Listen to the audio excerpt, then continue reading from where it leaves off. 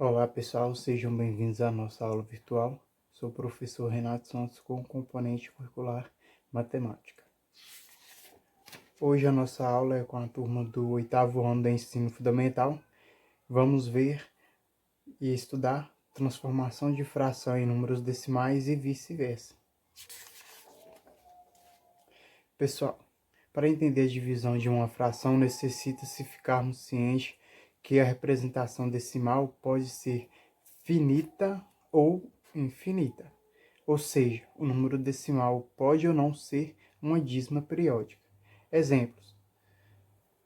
Exemplo A, temos a divisão 5 dividido por 10, que pode ser escrito da seguinte forma também. Temos como resposta quanto? Para isso fazemos a divisão. 5 dividido por 10. 5 é menor que 10, não divide. Inventa um zero e vírgula. 50 divide por 10? Divide. Dá 5. 5 vezes 10, 50. Resta 0.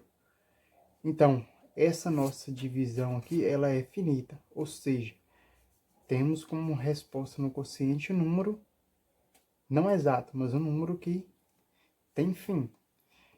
E o resto, encontramos o resto 0. Letra B. 3 dividido por 9. Pode ser escrito dessa forma também.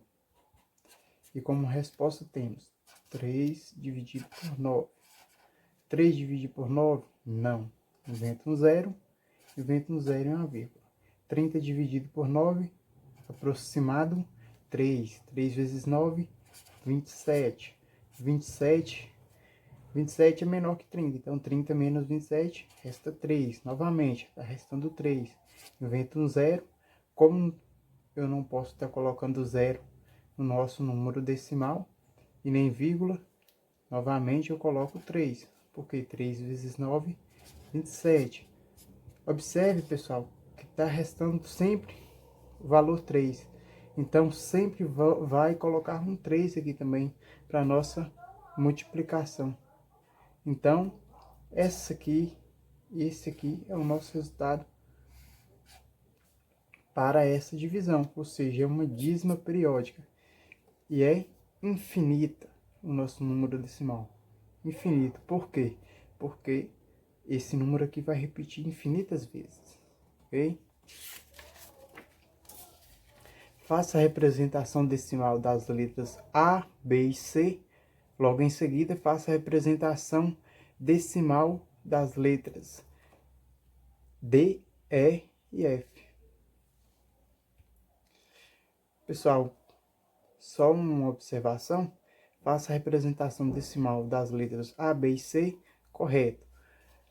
Nas letras D, E e F, a gente vai fazer uma representação em fração, ok? Só para ficarmos atentos aqui. Uma representação em fração. 10 dividido por 100. A gente vai transformar isso em um número decimal. A gente sabe que para transformar uma fração em número decimal, eu faço uma divisão. 10 dividido por 100. 10 não divide por 100. Acrescento 0, 0, 100 dividido por 100, 1. 1 vezes 100, 100. Resta 0. Então, nossa representação para 10 sobre 100 é 1,1 em número decimal. 4 sobre 20. Novamente, uma divisão. 4 não dividir por 20, invento 0, 0, 40 dividir por 20 dá 2. 2 vezes 20, 40. Resta 0. Logo, nossa representação decimal para esta fração é 0,2. 25 sobre 10. Uma divisão, certo? Observamos que o número 25 é maior que o 10, então não preciso inventar zero nem colocar 0, no quociente. O que eu faço? Encontro um número aproximado que eu multiplico por 10 vai chegar próximo de 25, que é o 2. 2 vezes 10, 20. Resta 5. Agora observo, 5 não divide por 10. Invento 0, coloco uma vírgula. 50 dividido por 10, 5. 5 vezes 10, 50. Resta 0. Logo, a nossa representação decimal para 25 sobre 10 25 décimos é igual a 2,5, ok?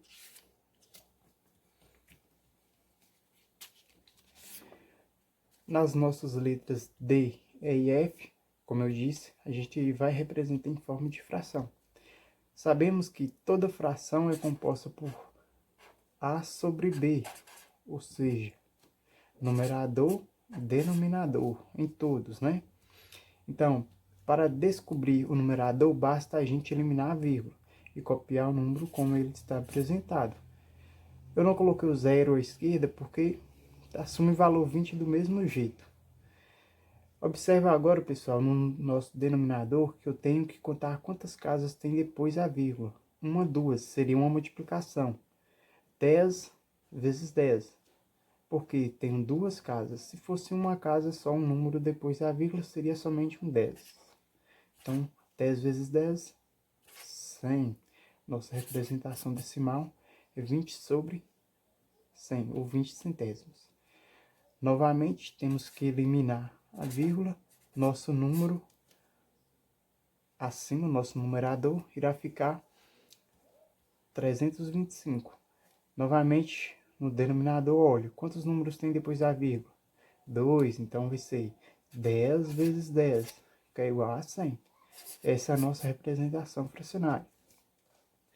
Letra C, vamos eliminar aqui, ou seja, elimina os zeros e deixa somente o 2, porque os zeros à esquerda não vai valer nada. Quantas casas tenho depois da vírgula? 3, né? Então seria 10 vezes 10, 100. 100 vezes 10, 1000. Então, nossa representação seria 2 milésimos para esse número decimal, ok? Vocês podem estar fazendo na calculadora essa divisão que vocês vão encontrar esse número decimal da mesma forma, ok? As dízimas periódicas são números decimais periódicos, ou seja, apresentam um ou mais algarismos que repetem na mesma ordem infinitamente.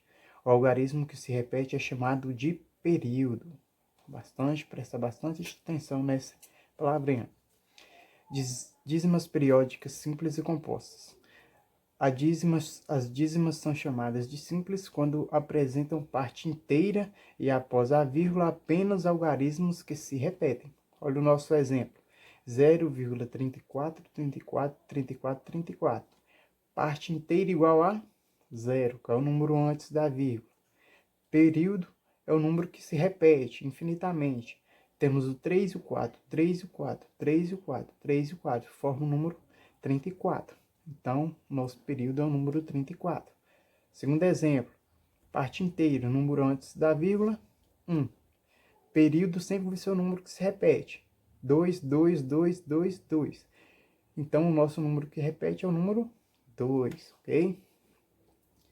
Já as dízimas periódicas compostas possuem parte inteira e depois da vírgula algarismos que não se repetem, além dos algarismos que se repetem. Ou seja, além de possuir parte inteira e o número que repete, vamos ter antes do período um número que não vai repetir, que é o nosso caso. Parte inteira, 3. Parte não periódica, ou seja, o número que não repete. Temos o 1 e o 2, forma o número 12. E o número que repete um período? 5. 5, 5, 5, 5. Então, essa dízima é uma dízima periódica composta, ou seja, possui antiperíodo. Ok, pessoal? Antes de encontrarmos a fração que gera uma dízima, a fração geratriz, vamos identificar algumas regras básicas para a solução das nossas dízimas. Se o número for uma dízima simples, devemos colocar no numerador um número formado pelos algarismos inteiros e o período, menos os algarismos inteiros sem a vírgula. Já no denominador, colocamos um número formado por noves. Prestar atenção nisso também. A quantidade de noves dependerá de quantos algarismos formam o período da dízima. Por exemplo, na dízima 3,1717, o período é composto por 2 algarismos, 1 e o 7. Assim, o denominador será igual a 99. Ou seja, eu vou fazer a seguinte definição. Eliminar a vírgula, 3,17. Como eu tenho um número inteiro antes da vírgula, eu faço isso. Eu diminuo essa parte. Vou diminuir. 317 menos 3. O nosso denominador vai ser a quantidade de novos representando a quantidade de algarismos. Eu tenho 2 algarismos, ou seja, números diferentes. Então, eu tenho 2 novos. 317 menos 3, 314 sobre 99. Fazendo a divisão desse número, pessoal, vocês podem encontrar essa nossa dízima periódica, que é simples, ok? Se a dízima for composta, o numerador será encontrado fazendo a subtração do número formado pelos algarismos da parte inteira, os algarismos que não se repetem e o período, sem a vírgula, e o número formado pela parte inteira e a parte que não se repete também sem a vírgula. No denominador, também colocamos tantos novos quanto forem os algarismos do período. Entretanto, temos que adicionar zeros de acordo com o número de algarismos que não se repetem na parte decimal, ou seja, eu acrescento a quantidade de zeros relacionada ao nosso anteperíodo, ok? Vamos eliminar a vírgula. Então, nosso número eu copio ele até no período. Então, vai ficar 1, 2. Menos quanto, pessoal? Menos a nossa parte até chegar na parte do anteperíodo. Então, menos 11. Igual a quanto? Isso tudo dividido por quanto? Qual é o nosso período? É o 2, somente um 9. Temos o anteperíodo? Tem, acrescenta um 0.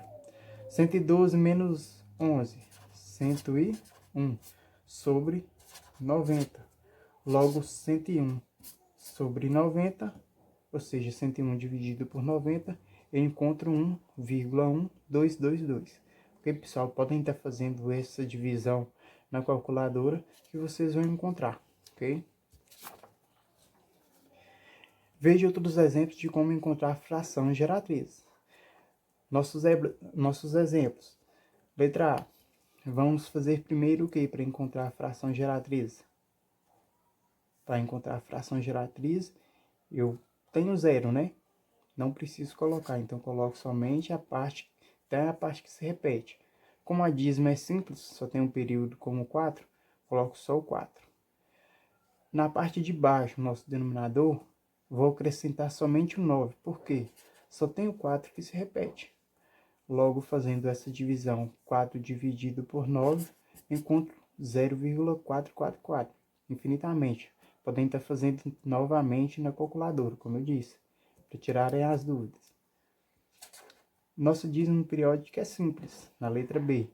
Então, a gente vai eliminar a vírgula e copiar até o primeiro número do período. Então, ficou o número 15. Só que aqui eu tenho que fazer uma subtração, porque eu tenho parte inteira. Então, é 15 menos a parte inteira, tudo isso sobre quanto? Só repete um número no nosso período. Então, tudo isso dividido por 9. Então, vai ser 15 menos 1, 14, sobre 9. Então, fazendo a divisão na calculadora, ou até mesmo à mão mesmo, vocês conseguem encontrar esse nosso número decimal. Na nossa letra C temos 2,2033. Sabemos que é uma dízima periódica composta. O que eu faço? Vou copiar o nosso número no numerador até a parte que se repete, até o 3, sem a vírgula. Fazer uma subtração. Antes, a gente fazia na dízima periódica simples somente pela parte inteira. A dízima composta a gente vai fazer adicionando junto com o anteperíodo, ou seja, o número que formar. A gente vai subtrair. Então, vai ser 2.203 menos 220. Logo, encontro 1983. 1983 dividido por quanto? Só temos o 3 que se repete, então acrescento somente o 9. Temos dois números diferentes no nosso anteperíodo. Então, acrescento 2 zeros. Fazendo a divisão 1983 por 900, encontro esse número decimal. Ok, pessoal? Essa foi a nossa aula de hoje. Espero que tenham gostado. Ok?